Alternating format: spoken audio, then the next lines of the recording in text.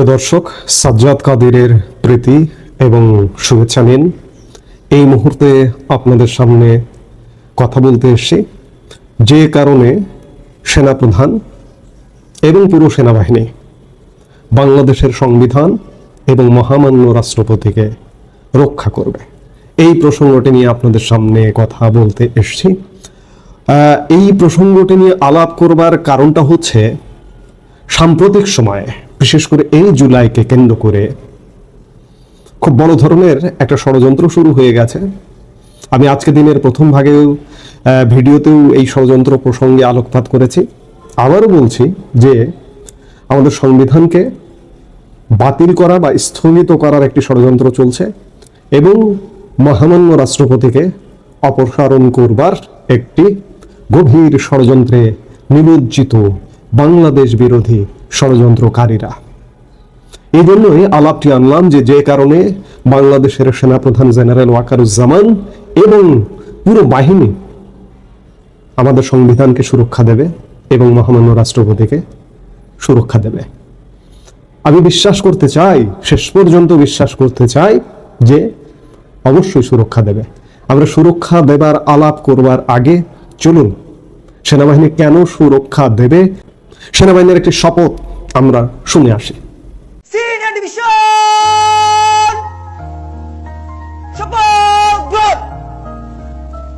আমি সর্বশক্তিমান আল্লাহর নামে সশ্রদ্ধ চিত্তে শপথ করিতেছি যে আমি গণপ্রজাতন্ত্রী বাংলাদেশ ও বাংলাদেশের সংবিধান এবং রাষ্ট্রপতির প্রতি অকৃত্রিম বিশ্বস্ততা ও আনুগত্য পোষণ করিব। দর্শক, আমরা সেনাবাহিনীর শপথ শুনলাম। সেনাবাহিনীর প্রত্যেকটি অফিসার যখন অফিসার ক্যাডেট হিসেবে বাংলাদেশ মিলিটারি একাডেমি ভাটিয়ারিতে ট্রেনিং গ্রহণ করেন, তখন সেনাবাহিনী এমন করে শপথ গ্রহণ করেন সংবিধান সুরক্ষার, মহামান্য রাষ্ট্রপতির প্রতি আনুগত্যের এবং গণপ্রজাতন্ত্রী বাংলাদেশ সুরক্ষার এবং ঊর্ধ্বতন কর্তৃপক্ষের নির্দেশ মানবার। আমি শুধুমাত্র এই কারণেই বলবো যে এটি একটি শপথ বাক্য। এই শপথ বাক্য আমাদের সেনাবাহিনী তো সেনাবাহিনী, আপনি আমিও যদি এমন একটি শপথ গ্রহণ করি, সেই শপথকে ভঙ্গ করতে পারি না।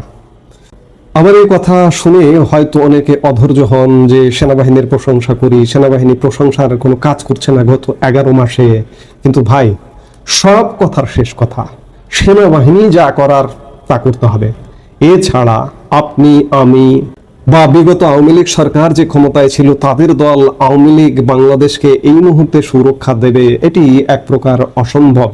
এজন্য সেনাবাহিনীর প্রতি আস্থা রাখি, সেনাবাহিনীর প্রতি বিশ্বাস রাখি এবং শেষ পর্যন্ত দেখতে চাই এই যে সাম্প্রতিক সময়ে রাষ্ট্রপতি অপসারণ এবং সংবিধান স্থগিত, শেষ পর্যন্ত শুধুমাত্র সেনাবাহিনীর কারণেই এটি হবে না। এখনো হলফ করে বলছি, আগামীকালকে বলবো, পরশু বলবো, গত 1 বছর যাবত এই ষড়যন্ত্র চলছে কিন্তু পারেনি, শুধুমাত্র সেনাবাহিনীর কারণে, সেনাবাহিনীর এই শপথটির কারণে, সেনাবাহিনীর এই শপথ নেবার কারণে, এবং আগামীতেও পারবে না বলে আমরা বিশ্বাস করি। আপনারাও বিশ্বাস করুন এবং দেখুন যে কি হয়। আশা রাখুন, আশায় বাঁচুন। এই মুহূর্তে এ পর্যন্ত। সবাই ভালো থাকুন, সুস্থ থাকুন।